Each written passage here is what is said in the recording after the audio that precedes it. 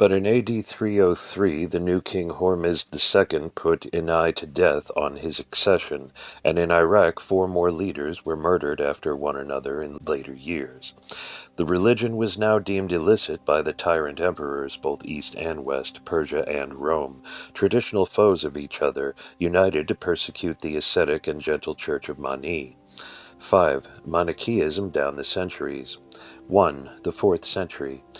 It is just possible that in founding the first Christian monastery in Egypt in AD 305, St. Anthony was inspired by the fast-spreading asceticism of the Manichaeans. By 312, the faith was firmly established in Rome in the time of Pope Miltiades. Thomas died in Egypt by 320, his Psalms being already popular there. Hegemonius was now trying to kill Manichaeism with ridicule through his absurd caricature of Mani's life and teachings in the Acts of Archelaus. During the Nicene Council of 325, Constantine I got Musonian, or some say Strategius, to report to him on this doctrine, so as to choose between it and Christianity as a state religion to replace the moribund Roman paganism. Next year he again brought its believers under the repressive laws and deprived them of the right to enjoy benefices. About 330 saw Heraclides' Psalms appear in Coptic, the work of one whom Rufinus calls a disciple of St. Anthony. So great was their immediate vogue that Anthony had to forbid his monks all contact with Manichaeans. At the same time, Hieracus, learned in the Old Testament and in several languages, was writing psalms of a new type at Leontopolis in Egypt. Epiphanius says in his book on the heresies 67:3. The scriptures were then being attacked by Afrat in Mosul and Ephrem at Edessa, and Nisibis, joined at Edessa more thoroughly by Eusebius 264-340. Yet the faith was spreading fast in the Western Empire on soil fertilized by many Gnostic sects now decaying. By 340, Coptic translations of the Kephaliah, the Psalm Book, and the Homilies had been issued. Agapius about now published the 7 books of his Heptalogue in a winning, if careless style, so to Hellenize his master's teaching, and later on, this commentary ranked as scripture. By 345, Serapion of Tmuis in Egypt and Titus of Bostra in Iraq were strenuously opposing the faith, and by 348 Victorinus wrote in Africa against Justin the Manichaean. Aftonius published his great commentary at Alexandria in 350. It became so famous that Aetius came from Antioch to refute the Manichaean scholar, and despite Antony's warnings, many of his Egyptian monks were being converted by the Manichaean Psalms. Hieracus now wrote his commentary, the Hexameron, near Arsinoe. He was a saintly and ascetic scholar whose preaching made many converts. By the time St. Augustine was born in Africa, AD 354, Hilary of Poitiers reported that the faith was already strong in Aquitaine, South France. At this time, Shapur II renewed persecution in Persia. In 358, he was visited by the Neoplatonist Eustathius of Sebaste, against whom St. Basil of Caesarea, 329-379, and St. Gregory of Nyssa, 351-395, took up the cudgels. Constantius, 337-361, was so brutal to the Manichaeans that they pretended to be Catholics, while others supported the Arians in Alexandria in the disorders of the period.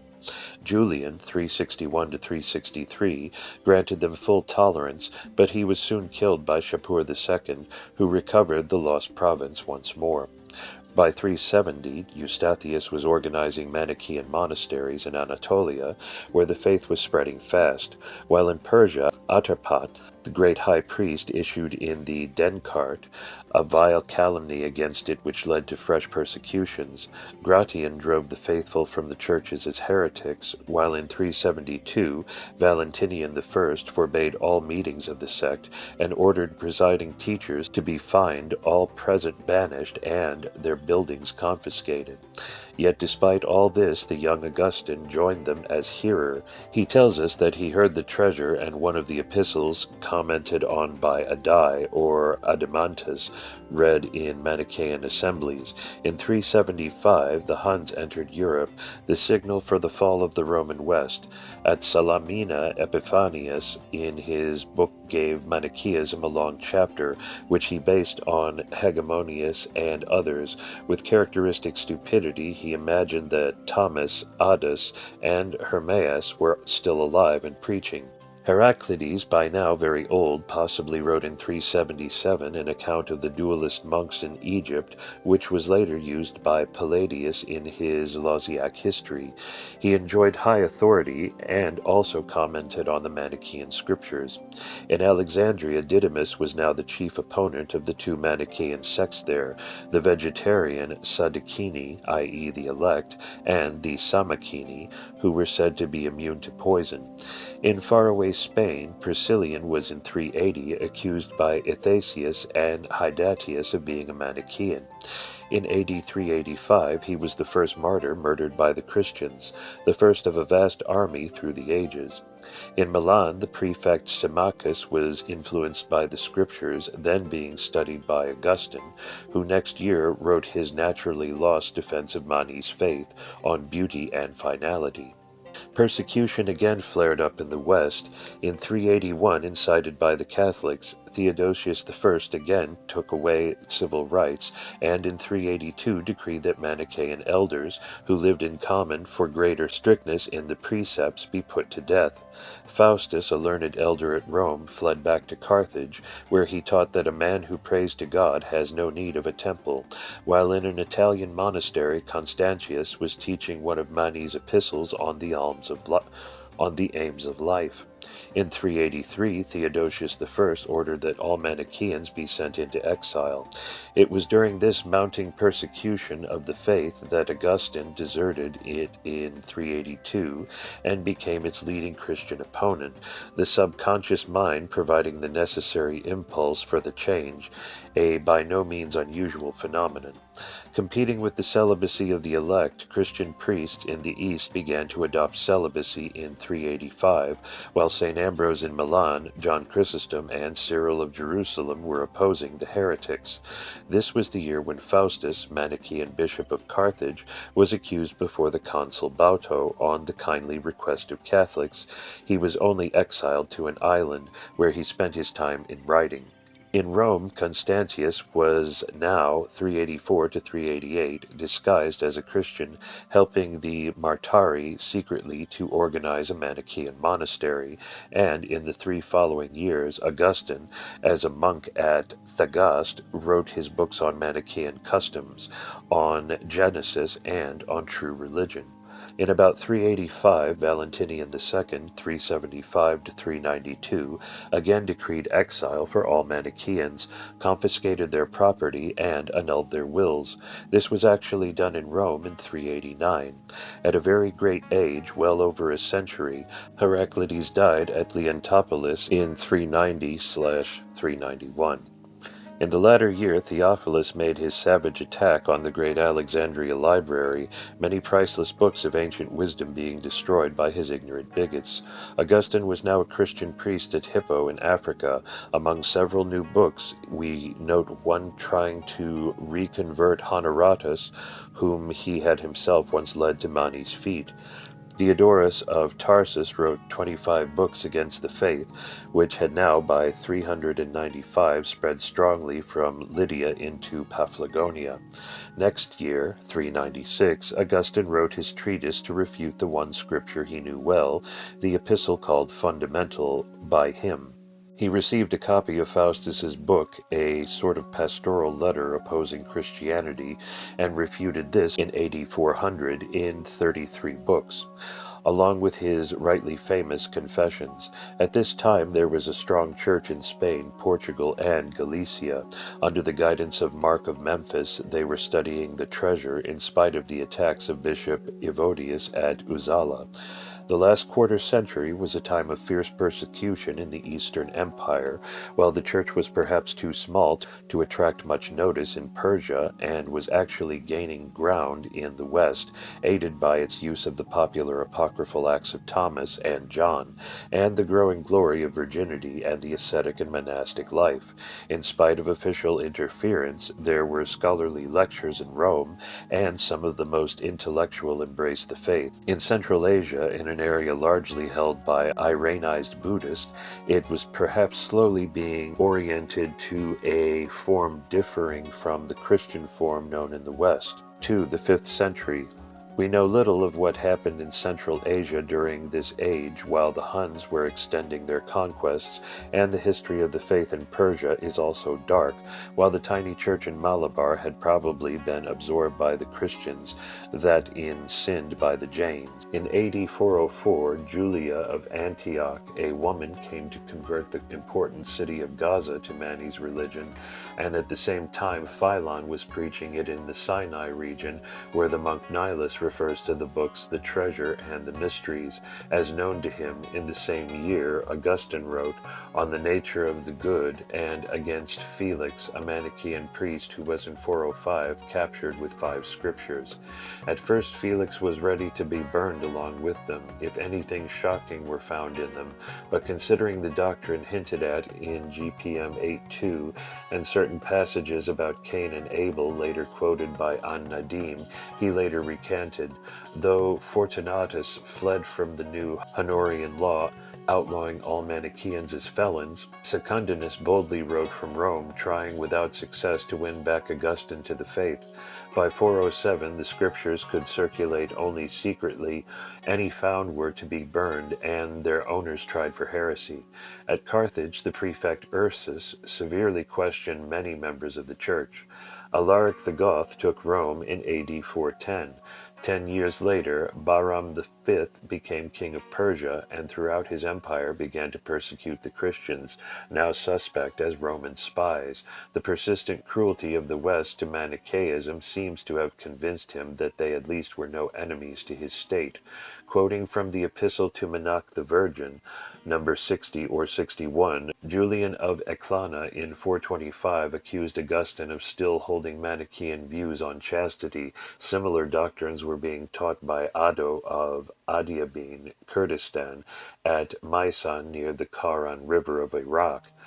Esnig of Gulp, the Pakrevant bishop, wrote of the 2 roots derived from Zerwan as a doctrine held by the Zandiks, i.e. elect, then strong in Armenia. In 428, Theodosius II passed another decree of exile on Manichaeans and other heretics, and under this law Nestorius, Patriarch of Constantinople, was sent into exile in Egypt in 431 for denying that Mary is Mother of God. In 430, St. Augustine died at his see in Hippo. Cassian warned his monks against the attraction of Manichaeism, by which he must have meant its noble ethics and devotion, and not the fantastic cosmological myth. In 439, Genseric's Vandal conquest ended the long Catholic rule near Carthage, but the many Manichaeans still there found little relief, the Vandals within 3 years taking up the persecution. Robulus at Edessa, circa 440, found their scriptures still widespread over Syria, Palestine, and North Arabia. By 443, Pope Leo I, 440 to 461, complained that there were still many Manichaeans in Rome. He dragged many out of hiding, forcing them to betray their priests and teachers, exposing them to public ridicule, and burning masses of their beautifully copied and jeweled books before the church doors. On his incitement, many other bishops adopted the same barbarous conduct in Gaul, Sicily, and North Africa. Turribius of Astorga in Galicia making himself notorious for his cruelty in 445. The retribution fell in Persia in 448. Yezdegerd II came to the throne and at once began a cruel persecution of the Christians, many of whom followed Nestorius. In the West, for in 445 Valentinian III had repeated the old Honorian law of 405. In mid-century the faith was still strong at Edessa, while Proclus, 412 to 485, the great Neoplatonist, was teaching in Egypt. Theodoret of Syra wrote against the Manichaeans between 451 and 458. In the following 26 years, Pharos was king of Persia. During his reign, Batai, a Kantian Gnostic east of the Tigris and south of Kanikin, became a Manichaean. He edited the scriptures and established a new sect in the church. Odoacer took Rome in 476, putting an end to the Roman Empire in the west. Under his Asian successors, the Manichaeans enjoyed quiet for a while in outlying provinces. Under Zenon, 464 to 490, Aristocratus published at Alexandria his Theosophy, an apology for Manichaeism, wherein love initiated Urania, the human soul. He showed that the doctrine was the same as was really taught by Jews, Christians, and heathen alike, yet by 484 the faith had been destroyed by the Vandals in Africa, and in 495 Pope Gelasius repeated Leo's cruelties in Rome. Nevertheless, in Constantinople itself, many from the highest classes in society, even at the court, were by the close of the century embracing Mani's creed. 6th century. Kobad, 488 to 531, was king in Persia, when about AD 500, Mazdak published his book teaching much as Mani did in The Treasure and The Two Roots. He quickly converted many to his new sect, even from illustrious families. In 505, the Romans, under Anastasius I, 491 to 518, regained Iraq, Mani's homeland. At this time, Severus of Antioch was combating the faith, while Heraclian of Chalcedon condemned the three books, the Gospel, the Treasure, and the Book of Giants. In 510, Pope Symmachus burned more of their books in Rome, and alarmed at the spread of their church among Byzantine aristocrats, Anastasius decreed death to all who were loyal to the faith. Pope Hormisdas burned more of the scriptures in Rome in 520. About 521, Eustathius wrote to Timotheus, citing epistles to Adas and to Scutian, i.e. the Scythian, probably Kabarhat or Gavriav. About 4 years later, Justin I ordered that even those who failed to denounce or to boycott Manichaeans should also be put to death. Compelled by this wickedness, Prosper in 526 became an apostate, and his abjuration became a model required for all who later turned from Mani to the Catholics. By 528, Mazdak had succeeded in converting King Kobad himself, preaching at Nishapur, and the Denawar sect of Manichaeans carried their stricter life and doctrine to western Persia, where members had in time become somewhat lax. That same year, while his father was still king, Prince Khusrau Anushirwan, infuriated by the spread of the new faith, treacherously massacred Mazdak and many of his followers at a banquet. After this crime, he had 80,000 Mazdakites and Manichaeans killed, and the scriptures were severely proscribed throughout the Persian Empire. Next year, while Simplicius was still fighting Manichaeism in Athens, Justinian decreed that even apostates to Christianity who failed to denounce or persecute their former co-religionists, owned or saved from burning any Manichaean scripture, should be put to death. The emperor himself came out to prove by lectures that Mani's followers were pagans, and so beyond the law of a Christian state. By founding Cassino in 529, Saint Benedict firmly established Western monasticism, while at the same time Eustathius was accusing Severus of being a crypto-Manichaean. That year, Olympiodorus, the last great Neoplatonist in Alexandria, passed away, and with him the world of the old Mediterranean mysteries. In 533, the empire overthrew Gelimer's Vandals in Africa and brought the desolated province back under Roman rule. But in 540, Khusrau of Persia destroyed Antioch, and till 579 ruled from the Indus to part of East Europe and the Red Sea, with a good deal of Central Central Asia also.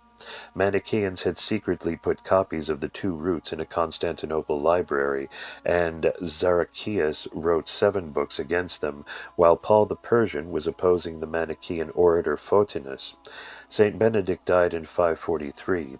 By mid-century, many books were being translated from Greek, Latin, and Sanskrit into Persian, and by this time at least the Persian original of CMT existed, though it is probably far older. Between 563 and 567, the Turks took Sogdiana and other provinces where Manichaeism was still strong, overthrowing the Ephthalite Huns, and they soon showed themselves to be favorable to Mani's doctrine. Manichaeism by AD 570 could only exist in the West underground or camouflaged in a Christian dress. It certainly greatly increased the importance of Satan in Western thought and spread the idea that hell is eternal, both ideas being dualistic and philosophically quite incoherent with the Christianity taught by Jesus and the apostles. But the faith was still strong in Antioch and other parts of the Near East, always susceptible to ideas of esotericism, asceticism, and soterism. Muhammad's birth in 571, though then unnoticed, opened a new era in the world's religious history. Under Turkish rule in Central Asia, a candle miraculously lit itself in 584 in some temple whose priest, probably a Manichaean, was seeking leave to preach his own religion, and in fact the faith was fully tolerated in that area for several centuries. There alone was it treated with wise humanity. In 590 the Turks conquered Tokharistan, Balkh, Herat, and other provinces, and many of them became Manichaeans. By this time King Hormizd IV had been severely defeated by Heraclius, and his throne became shaky. Syrian Nestorians had brought to Armenia copies of an explanation of Mani's Gospel, with other apocryphal and heretical books. Pope Gregory I, 590–604, found many Manichaeans had again appeared in Africa, Sicily, and Calabria, and set to work to chase them out with their books. 4. The 7th century. Early in this century, Khusrau II tried heroically to restore the old days of Persian glory. In 614 his troops took Jerusalem, and in 616 overran Egypt. But the tide soon turned back. In 622 the Romans conquered Armenia, and in 624 invaded Persia itself. To isolate them from the Orthodox Christian enemy, all Persian Christians were in 625 compelled to embrace the Nestorian heresy, and many Manichaeans seem to have found this a more acceptable apostasy than was the degenerate and ritualistic Mazdaism which then prevailed. Already in 620 the Denawars were known as the Tinapa in Chinese, having doubtless been met on the Great Silk Route over Asia. At Seville, St. Isidore was fiercely opposing all heretics, most of them holding various kinds of Manichaeism, 601–636, and in 630 Theodore of Rathai, near Arabia, was resisting their Christology. Hyonin Sang found them dominant round Merv in western Turkestan. The death of Muhammad in 632 gave rein to a policy of aggressive military expansion. The simple fiery Arabs stormed over Iraq in 634, took Damascus in 635, Palestine in 637, Syria in 638, Egypt by 641. In 651, Khalid, general of Abu Bakr, slew Yezdijerd III in battle and took the whole of Persia. Islam became the state religion there, and Mazdaism was forever crushed, remnants of it fleeing to India.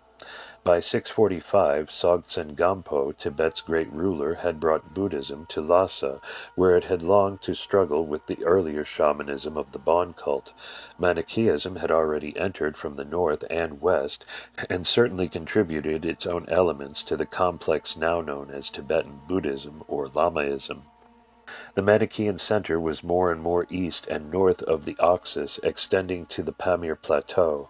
Called in to help the Persians, many Chinese embraced it, and by 650 it had reached China itself, where, as Jackson points out, it held its footing for 1,000 years. Having long been a victim of Mazdaean hatred, Manichaeism at first enjoyed Muslim sympathy. Based on scriptures, it was a people of the book entitled to protection under Quranic law. Its cult was extremely simple and, in effect, despite the multiplicity of names, monotheistic. It claimed a single prophet, condemned the use of idols, and rejected the worship of saints, relics, and the Virgin Mother. But when Muawiyah overthrew Ali's family and founded the Umayyad dynasty, 661 to 750, at Damascus, everything from Iraq and Persia was suspect as pro-Ali Shiite. The sect of the Zandiqs, i.e. Sadiqin elect, became a pernicious heresy, its books liable to destruction. The peace-loving followers of the gentle, kindly light Mani again met persecution. Yet while the Muslims were unsuccessfully besieging Constantinople itself, the doctrine of the Fathers on the incarnation of the Word was still able to quote two of Mani's epistles, those said to be sent to Zebanus and to Condaros the Saracen, which I cannot identify. In about 650, Paul of Salonice and his brother John had founded in Armenia a semi-Manichaean sect known as the Paulicians, which was promptly attacked by Constans II. In 668, though some date this rather to 705, the Taoist book Hua Hu King, teaching the three times and the two sources, was already banned in China for teaching later incarnations of Lao Tzu, one of which was as Momoni Marmani, the Holy Mani. Between 670 and 692, Manichaeans definitely entered eastern Turkestan, where the Uyghur Turks were migrating with Iranians and Scyths. Many of these were soon Manichaean or Nestorian, but the majority were Buddhists, so the outer forms of the faith slowly assumed a Buddhistic color here, and in return undoubtedly influenced the Mahayana, especially in such sects as that of the Pure Land. In spite of the insecurity of non-Muslims under Islamic rulers, the Denawars began after 690 to filter back in small numbers into Iraq. An Aftadan, i.e. one of the 70 overseers, or Futotan, in AD 694 carried through Kashgar, Kucho, and Karashar to the Chinese court his scripture, The Two Sources, which by AD 700 he had already translated into Chinese. By this time also in Maralbashi, east of Kashgar and halfway to Aksu, the Saka kingdom had already a Manichaean text in its own dialect. Here, the month of Buzadina, Bosanti, was a fast. 2 months had Sogdian names, and the state religion was actually Manichaean. Though it viewed its rivals with a friendly tolerance, it never itself received from others outside Central Asia. At Constantinople in 695 through 698, Leontius said that the Manichaean canon included the Gospels of Thomas, Philip, and the Infancy, all Gnostic in origin, and the Heptalogue of Agapius, now about 350 years old. At some time during the latter half of this century, one called by the Muslims Abu Yahya ar-Rais was the leader of the faith, Archegos Imam. 5. The 8th century. The Catholics still believed that Manichaeism was strong in Africa, while it is doubtful if any openly professed the faith as such there. Yet it is true that dualistic modes of thought had deeply penetrated Christianity, and many who were not quite sure about God had no doubt at all about the devil. Islam was still rapidly expanding, already on the Atlantic shore by 700. It overran Spain in 711, having politically conquered Khiva and West Turkestan in 707. While Walid I, 705 to 715, was Caliph, one of the Manichaean elect, Zad Hormizd, founded at Ctesiphon a new sect, even stricter than the Denawars, and many in the hills of Media and Kurdistan joined him. His pupil, Miklas, became the leader about 722, of what was really a movement against the gradual secularization of the faith under its Orthodox leaders. In 719, Tisho, king of Tokharistan, sent a great Manichaean teacher, Mozang, to China, recommending his vast learning to the emperor and asking for him leave to build a temple there. Thus the canon, perhaps nearly complete, came to China, and within 2 years there were in fact temples there for the Ming Qiao, religion of the light, as it was called. By 729 the planetary week appeared in China, the days having Sogdian, i.e. Manichaean names, and Sunday also became a fast day. In 731 the document CMT was translated from Pahlavi by imperial order into Chinese. But things were going too fast. In 732, an edict refuted the faith as a perverse belief, falsely styled Buddhistic. Mani had here attained the rank of a Buddha, and allowed its practice only to the foreign missionaries called the Masters of the Hu of the West. Yet the two favorite scriptures circulated freely in Chinese. These were the Yultsong King, probably Mani's epistle, the two roots, and the Sanzi King, or 3 times, probably Mani's epistle to Patik, i.e. the fundamental epistle, so well known to Augustine. These two gave the outlines of the myth in Mani's wisdom, and unhappily the same stress seemed to have been laid on this element in the East as in the West. Meanwhile, the Emir Khalid ibn Abdullah al-Qasri under Umar II let the Denawars settle freely in Baghdad, provided they kept clear of the extremist Miklasis and were loyal to the famous Mir. 710 to 740, the Orthodox Imam or leader in Babylonia. This Muslim state support to the Orthodox Miriyan party led to a good deal of compromise in their way of living.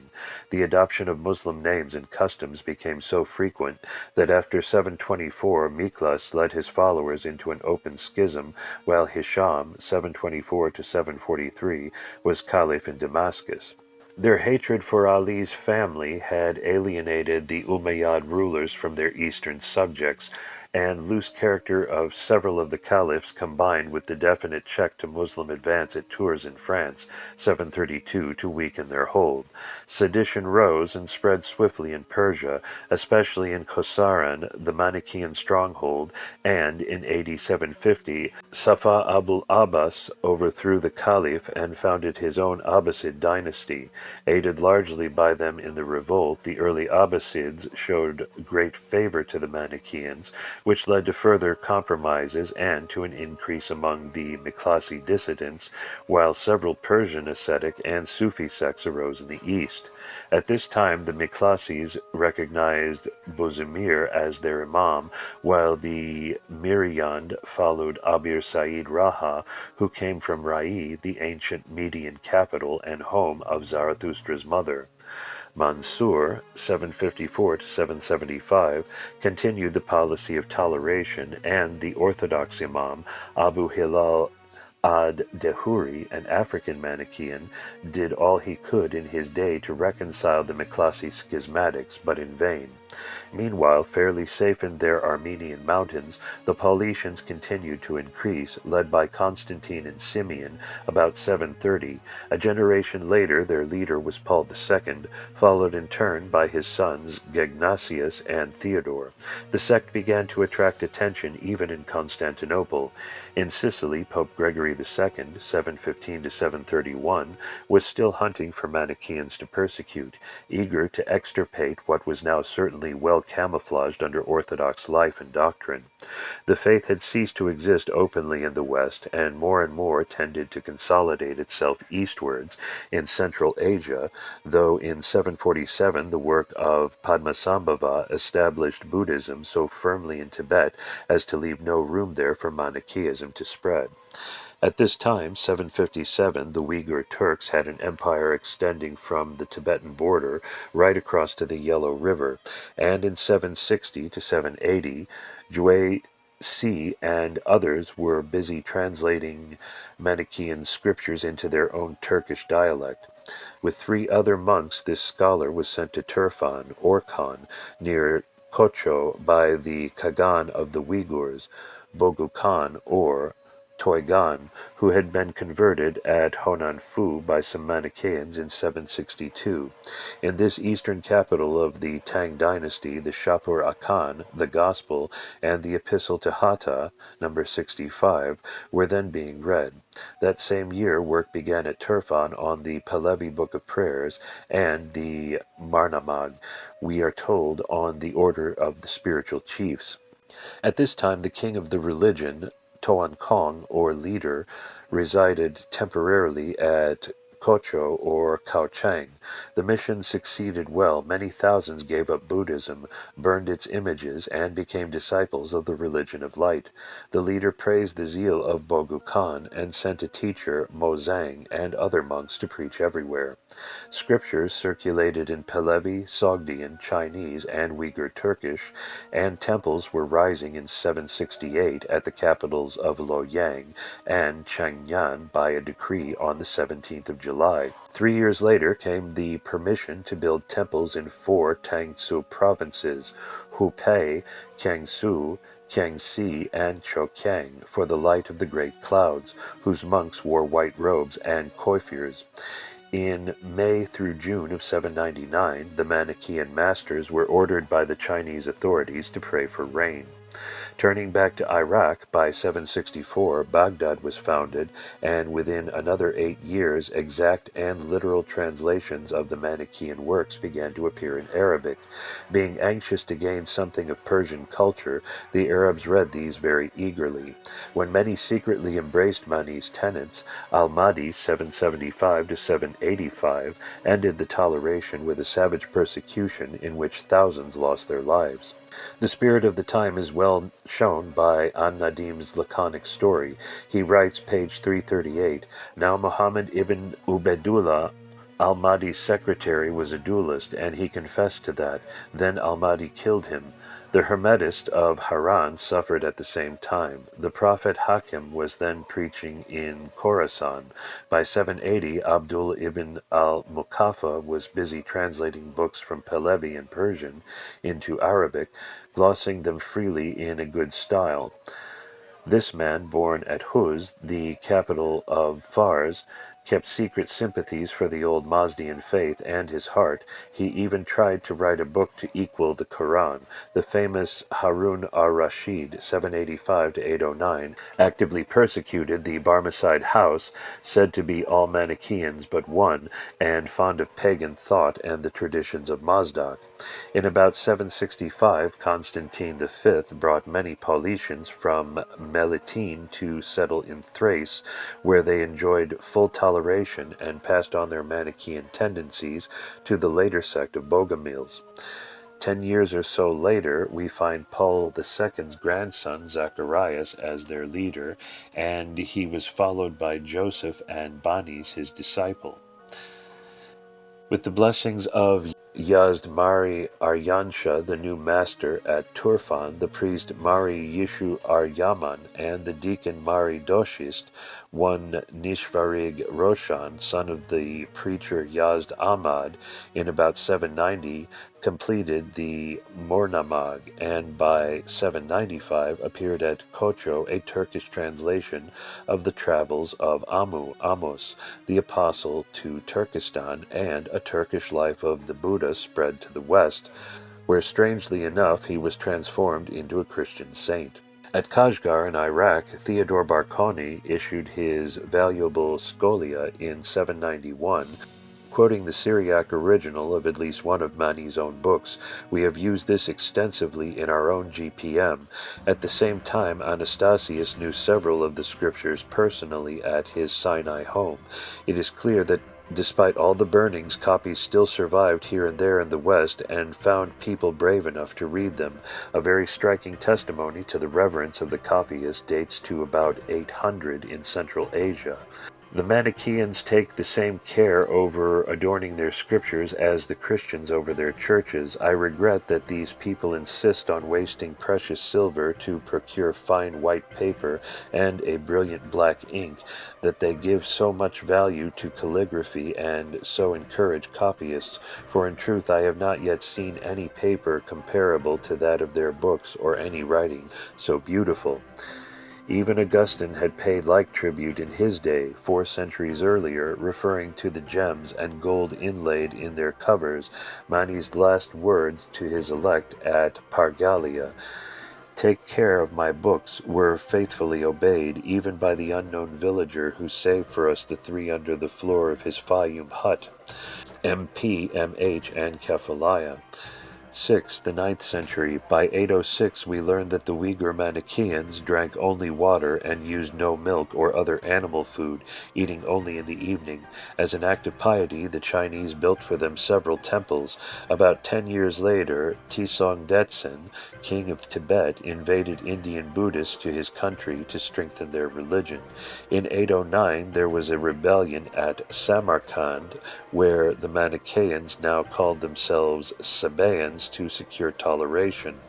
Mamun, 813 to 834, tolerant to sectaries, was even suspected by some of crypto-Manichaeism, yet he threatened with death those who would not formally apostatize by spitting on a picture of Mani.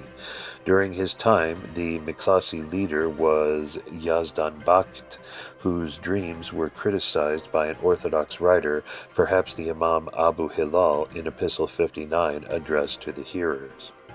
When bidden to accept Islam, Yazdan Bakht stoutly defended his right to the freedom of religion. By about 830 he was succeeded at Ctesiphon by Abu Ali Sa'id, under whom the books of the Zandiqs were again popular in Iraq. After him we find the name of his secretary Nasr ibn Hormizd, who continued to water down the tenets of the sect to resemble more closely the Marian Orthodox.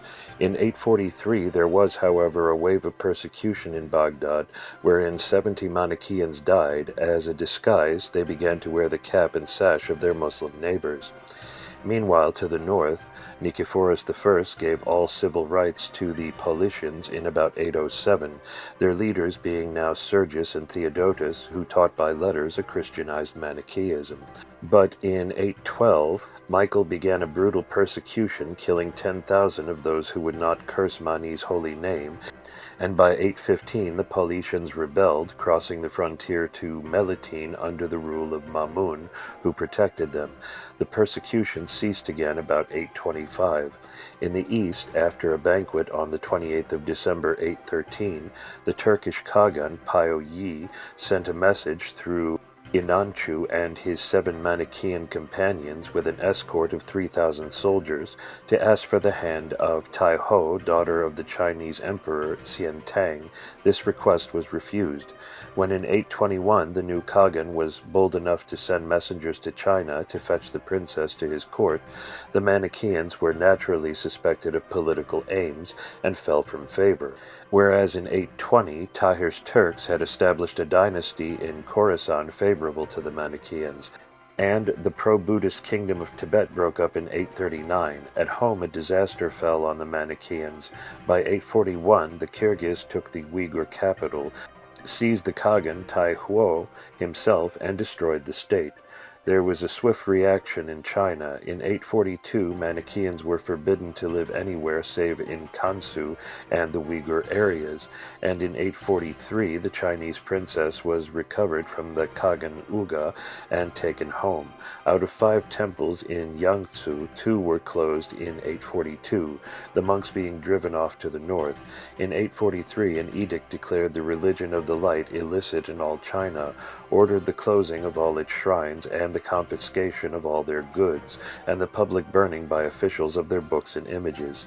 This naturally forced the Manichaeans to meet at night and in disguise, the clandestine meetings producing vile calumnies and further persecution.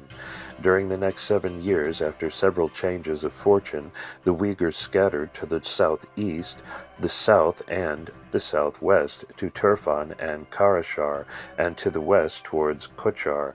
They founded new Manichaean states at Kocho, Kanchu, Khotan, and Turfan. Around 830, Nicephorus of Constantinople was still able to use Mani's epistles to Adas, Kondaros, and Zebenas, not identified in the list given by An-Nadim. Photius, 837 to 863, patriarch under Michael III, denounced the Manichaean heretics who, fleeing from the cruelty of Theodore and Justinian, continued to seek Muslim protection. About 850, some of the Paulicians rebelled and set up under Carbias and his son Chrysokir the independent Republic of Tefrike, allied to the caliphs.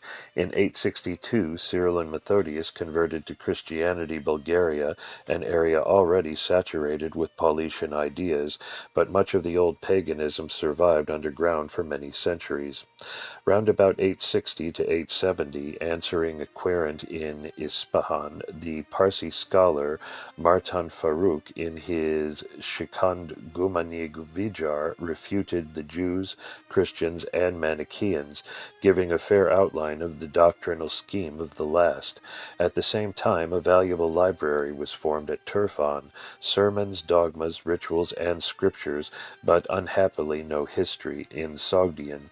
Parts of this are now in our hands. The Manichaean books were still held a great danger at Constantinople. During the cruel persecution under Basil I, 867 to 886, a new abjuration condemned by name the epistles, gospel treasure, mysteries of Mani, the Apocrypha, memorabilia, commentaries, heptalogue, and theosophy, though we need not suppose that all these were still extant there. This anathema also named Mani's parents as Patekios and Karosa, and his disciples Hyracus, Heraclides, Aphtonios, Sicinios, Thomas the Evangelist, an obvious error, Budas, Adai, Hermias, Zacchus, Zabriabius, Hilarius, Olympius, Zalmaios, Aeneas, Papis, and Barias. Many of these are already known to us. 4 editions of a history of Manichaeism appeared about this time, all lost now. While Abu Hassan the Damascene was the Miklasi leader under Caliph Muhammad, 870 to 892, one al-Yaqubi from Khorasan wrote a history of the Zandiks in 872. About the same time as a Persian dynasty, the Sofarids took that eastern province. The actual scriptures of Manichaeism now disappeared from the knowledge of the West altogether, after Peter of Sicily had visited the Paulicians and described their heresy as simply Manichaeism under another name. 7. The 10th century. In 902, Ismail ibn Ahmad, the Samanid, overthrew the Sofarids in Khorasan. Muqtadir the Caliph, 908 to 932, exiled all Manichaeans from Iraq. Many fled to the old refuge in Khorasan, others went with their imam to Samarkand, where 500 of them were soon arrested, to Sogdiana and Nukat in Iraq. Prior to this, An-Nadim had known about 300 of them still in Baghdad. In 920, the Manichaean Uyghurs of Chenchu proclaimed Wu Yi as Emperor of China, being implicated in the Honan revolt against the Son of Heaven. They were accused of celebrating vile nocturnal rites and again persecuted. By 950, those in Fujian were accused of using their books for sorcery, and on the 4th of April 951, a new embassy of Uyghur Manichaean elects set out from Kansu with gifts to placate the Chinese government. In 961, their king of the religion sent more precious gifts from Khotan and West Tibet to the emperor. By 971, they were busy in their white robes exorcising demons in China. In 981 to 984, the Chinese envoy Wang Yantou visited the Turkish areas and reported, "There are also Manichaean temples there and Persian monks who practice their own religions, perhaps Nestorians." Meanwhile, in 925, Persia had come under the rule of the Buid dynasty, and by 930 the Manichaeans had formed a powerful, civilized, and prosperous state in Toguzguz. The ruler of the land, Nasser II, 923 to 953, had become their convert. The Khorasan government now resolved to extirpate Manichaeans in their territory, but when the Tuguzguz threatened reprisals on the more numerous Muslims there, satisfied themselves with the mere collection of the jizya, poll tax. At this time, Masudi of Baghdad knew four of Mani's books, Giants, Treasure, Mysteries, and Shapur Akan. An-Nadim in 940 found these four in the rich Baghdad library, together with the Pragmatea and the Precepts and 76 epistles. A little later, Mabud, bishop of Menbij, knew some of the books, and Gibrail ibn Nu replied to Yazdan Bak's attack on Christianity. In 940, the tottering Abbasids were overthrown by the Turks, while the western Buyids, descended from the old Sassanids in Mani's day, controlled Baghdad. Their love for science introduced a glorious age in Iran. In 977, the descendants of a Turkish slave formed at Ghazni a dynasty that conquered Khorasan, and by 1050 much of North India. Already by 910, the first Catharists, a Manichaean sect of unusual purity, had heralded the second wave of Manichaeism in the West. It was greatly reinforced about 960 by the preaching in Thrace and Bulgaria of one who called himself Bogomil, the friend of God, which had swift success there and soon spread into Bosnia, sending in a few years the Neo-Manichaean influences as far as Istria and round into Venetia. A Chinese visitor noticed in 981 to 984 that Manichaean temples were common in Khorasan, where about 987 Gardizi the Arab found the majority in the capital city still professed the faith. He described how 300 or 400 gathered daily in the house of the prefect, probably a high church dignitary, to recite Mani's books, salute him, and then return home. All the Iranian and Turkish books in use there had been carefully copied. In 988, An-Nadim published his wonderful Fihrist, a literary history of the Muslimized lands. He gave a most valuable account of Mani, his teachings, and the history of his faith, preserving many direct citations. He says he at this time knew in Baghdad only 5 Manichaeans, called the Akari, though many lived as Sabaeans in the Iraqi villages, in Samarkand, and in other eastern provinces. In 996, the Turfan ruler was Arslan. He tried in vain to effect a marriage with the Liao dynasty. In 998, Mahmud of Ghazni drove Ilkhan, king of Turkestan, out of Khorasan, which now ceased to be a safe refuge for the duelists. Next year, the Samanids in Mavaralnar fell, and in AD 1000, Biruni reported that it had taken him 14 years to trace out in his Khiva home a copy of the mysteries called the Book of Books by Razi, the famous doctor, together with other parts of the canon.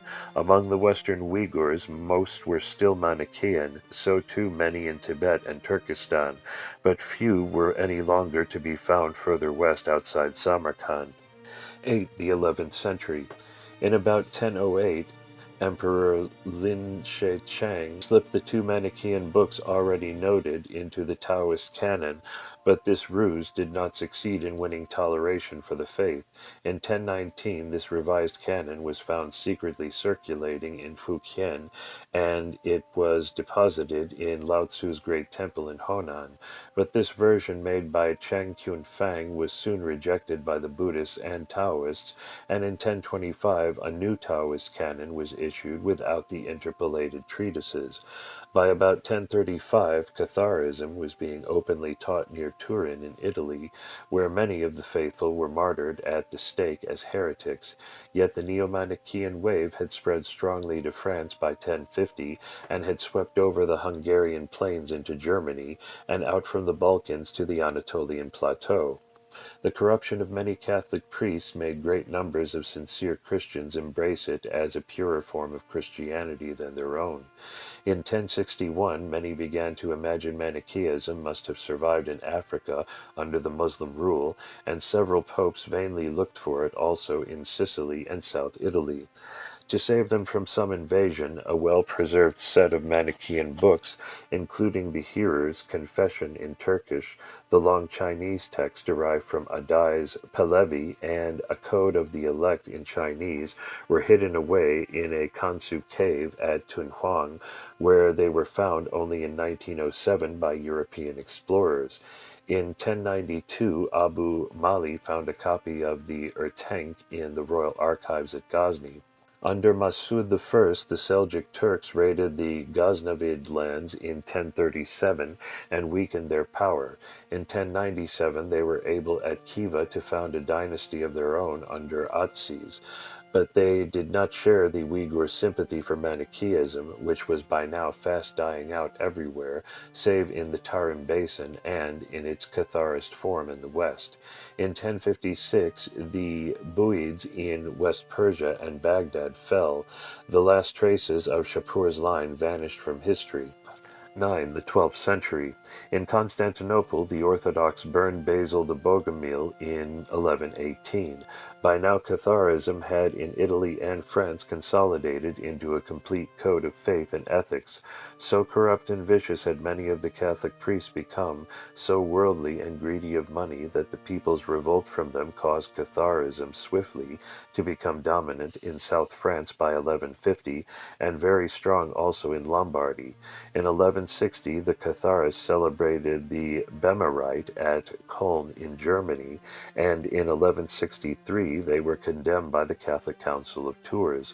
1165 saw a public debate between what now seemed like two rival Christian systems. Though the Catharists were condemned as heretics, naturally they continued to grow in strength, and in 1167 they held a church council of their own near Toulouse, attended by their own 5 French bishops and by 2 from Lombardy and Constantinople.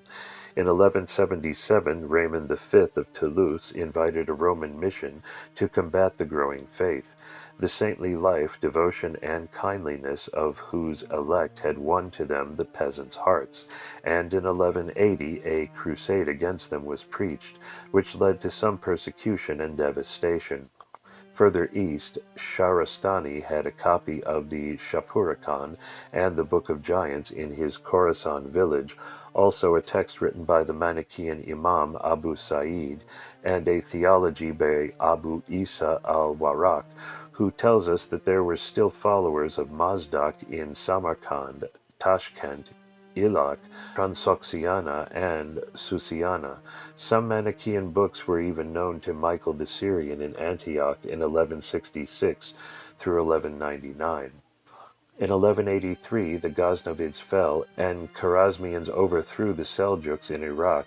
The Ghori house in Afghanistan also came to an end about 1194. In the Far East, the Manichaeans were involved about 1120 in Fangla's revolt. Their chiefs, we learned, wore a violet bonnet and black robes.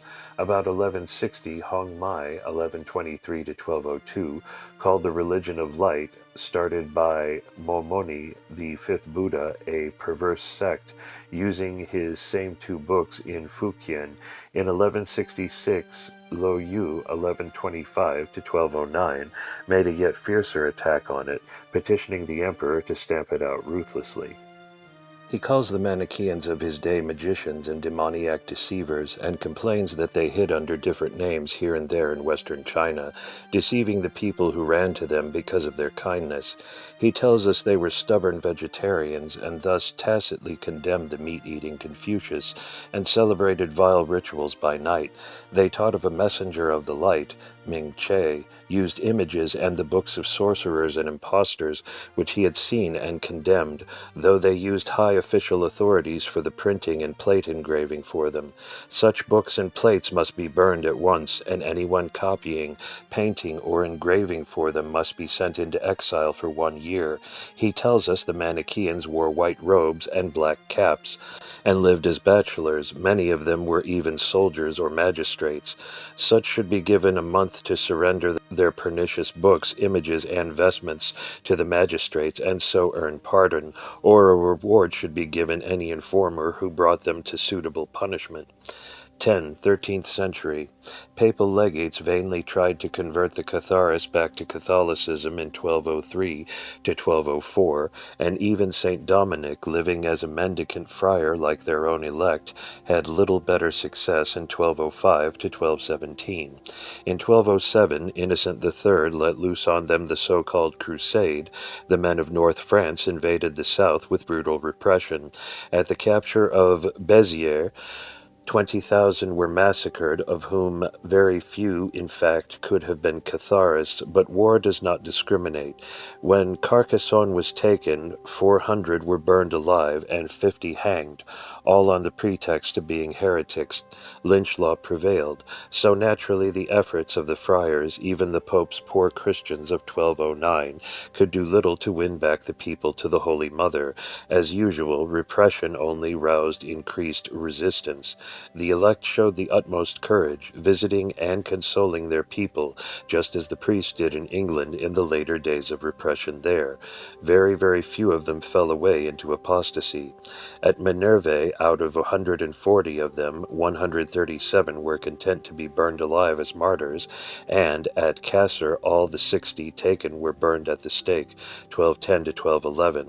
Simon de Montfort, leader of the invaders and arch-persecutor, fell at the siege of Toulouse in 1217.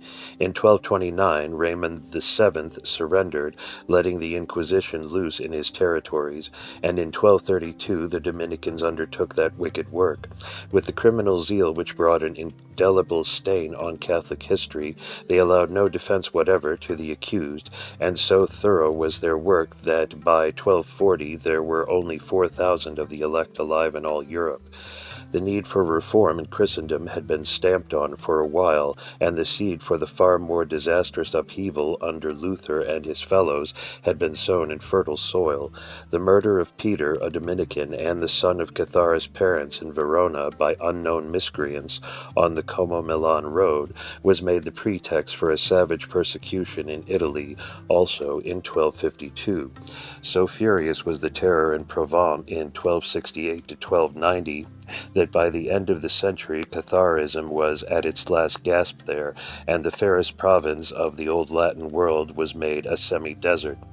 Genghis Khan, 1178 to 1227, had broken the Seljuk rule in Khwarizm in 1220, and their dynasty came to an end in 1231. In 1258, Hulagu's Tartars stormed Baghdad, ending the long-standing caliphate there. About 1260, Kublai Khan's Mongols destroyed the Toguzguz Manichaean state and refused toleration to the faith there, yet small communities still survived in Khotan and West Tibet. In 1280, Abul Farak, known as Bar Hebraeus, was able to refer to Manichaean books still existing under the Seljuks in Mosul, where the faith had been planted by Mani himself more than a millennium earlier. But by 1300, Arabic writers could speak of Manichaeism only by hearsay. The church had now vanished from their neighborhood. In the Far East, about 1235, Wan Song Kien summarized and condemned the two roots and 6 other Manichaean books, named but still unidentified. He asked that the teaching and practice of this heresy should be punished in China. The Taoist book Huahu King was again banned in 1258, and the Buddhist monk Chepan at that time referred to Manichaean books, the last time they are spoken of, as extant. However, in 1285, an enlarged Huahu King called Mani a reincarnation of Lao Tzu and also of the Buddha, son of Maya, i.e. Gautama. This book was once again, and this time finally, banned. It was lost to us until a copy was found in the Tunghuan Cave in 1907. 11. The end of Manichaeism. From 1308 to 1328, Bernard Gui carried on the persecution of Catharist remnants, and by the time he had finished his work, the most cultured part of France and Europe was a ruin, and its beautiful language Provençal was destroyed. About a century later, in 1420, Catharism still existed in Bosnia and Bulgaria. Indeed, there are traces of it even now in the folklore and legends of the people here and there, even as far afield as in pre-revolutionary Russia. In 1345, Baghdad became the Persian capital. 1387 to 1405 was the wild reign of Tamerlane. In 1468, the Turkomans came to brief power in Persia until 1500, when Mirchand wrote the story of how Mani the Zandik painted his gospel in an eastern cave, and the Sufids came to the throne in that historic land. The last but one important edict against Manichaeism was that of 1368 in China. It condemned the faith as a cult of sorcerers and forbade the making of Manichaean paintings. At the same time, it condemned the semi-political societies of the White Lotus and of the Black and White Clouds, Payun Song. In 1374, the Ming Emperor issued the following code of repression, which is the last important historical reference to the faith. Every master or sorcerer who pretends to invoke heretical deities, writes out charms, pronounces spells over water, evokes saints, and gives himself the title of King of the Doctrine, Great Protector, or Mother Instructress, as well as the societies which lyingly call themselves the cult of Maitreya Buddha, the Association of the White Lotus, the Religion of the Venerable of the Light, the Sect of the White Cloud, etc., which all give themselves to the practice of heretical teachings that trouble good order, when they secretly keep images of their gods, burn incense to them, and hold assemblies where they gather by night and disperse by dawn, pretend to practice good works, and so deceive the people. For the chiefs, it, i.e. the penalty, is strangling. For those who follow them, to each one 100 blows with a heavy club, and deportation for life to the distance of 3,000 li, i.e. 1,000 miles. East and West had found no way of competing with this unwanted fellow religion, save the brutal and infantile illogic of violence. I have no idea how many Manichaeans perished under this edict of 1374, but in 1390 it was repeated, and the religion of light disappeared. Yet in 1646 we still hear in China of the sects of the White Lotus and of the Black Cloud, wherein faint echoes of the perished faith may have lingered. In 1813, members of the White Lotus stormed the imperial palace in Peking, and in 1860 a Chinese book actually appeared attacking Christianity and Manichaeism as if they were equally live issues. Last of all, even up to 1911, a law was still in force in Vietnam, Indochina, prescribing the religion of the Venerable of the Light, which could hardly have been existing there in actual fact. 12. Recovering the traces. For centuries, the absurdities of Hegemonius were our only source for knowing Mani the man, and the angry polemic of Western bigots, with St. Augustine's gentler and painstaking immaturities, our only source for his doctrine. The word Manichaean became a mere term of contempt for the ignorant to fling at one another, and the very existence of a world religion as great as Buddhism or Islam became the shadow of a memory. Men thought it a wild and unimportant Christian heresy in the West instead. With Fleugel's fine work in Germany in 1861, the tide began to turn, and when in 1872 he published the Arabic Fihrist, even encyclopedias began to do justice to Mani. In 1902 through 1904, the original Manichaean documents found at Turfan began to be published by Müller and Salman in Germany and Russia, respectively. These taught us how far we could rely on the Christian opponents, and we found that their outline was in fact remarkably fair, all things considered, far better than their treatment of Gnosticism. In 1907 came the great discovery of the Tunhuang Library, with its many priceless treasures. Using the new materials, Alfaric in 1918 brought out his masterly study on the nature and history of Manichaean scriptures. Already in 1889, Kessler had laid the foundation for a true estimate of the faith, and Pognon in 1898 had given us the valuable publication of Barconi's materials. In 1931, Jackson published his scholarly collection of studies, many of them previously issued as papers in various journals. In 1933 came the richest haul to date, 3,500 pages of original Manichaean scriptures, largely intact, were recovered in Egypt, comprising the Psalms, the Homilies, and the priceless Kephaliah. Much of this was published with exemplary speed and efficiency by Alberian Polotsky, together with translations in English or German in 1938 to 1940. The rest still in 1955 awaits publication. We have now adequate material for a total reassessment of the importance of Mani and his religion of the light to the history of human thought. Elbery himself in England, Weidengren in Sweden, Henning and Nyberg in Germany, with Polotsky in Israel, have worked and are working on this material, which may yet be further reinforced by new discoveries, whether in Egypt or in the sands and caves of Central Asia. Mani's love for his own books and the reverent care his disciples bestowed on them must have saved many in places where they await our discovery and delight in this age of restless search for knowledge. 6. Why was Manichaeism so hated? After reading its history, even so sketchy as here outlined, one naturally asks, why? 1100 years this faith existed in the open somewhere, yet hardly ever was it free from persecution. Men and women gave their lives gladly for Mani's name. From England, 2 were burned at York, and Spain, to the eastern provinces of China. As Mani would have said, the world could endure countless worldly tyrants, but was enraged at his very name and rejected his gentle yoke. What really caused this bitter, insensate hatred?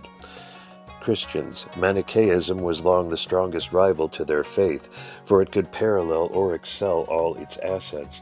As a personal redeemer, the deified Mani was not notably less attractive than Jesus, and by honorably incorporating Jesus in its own scheme, it robbed Christendom of most of its greatest advantage. The noble ethical code of the Gospels and Epistles was equaled or exceeded. The organization was equally simple, centralized, and charitable. The claims of its priests to superior wisdom and divine guidance were excelled by those of the elect. The barely intelligible Jewish psalms were replaced by psalms and hymns of great literary beauty, more easily spiritualized and with the gentle lure of countless allusions to the mysteries of the doctrine. They were reinforced by the free use of congregational refrains, which made the ordinary believer a sharer in actual public worship, and by a very wide extension of education, which opened the scriptures of Mani to countless believers everywhere. Calligraphy and accuracy and beauty in translation work were further attractions to the Manichaean books.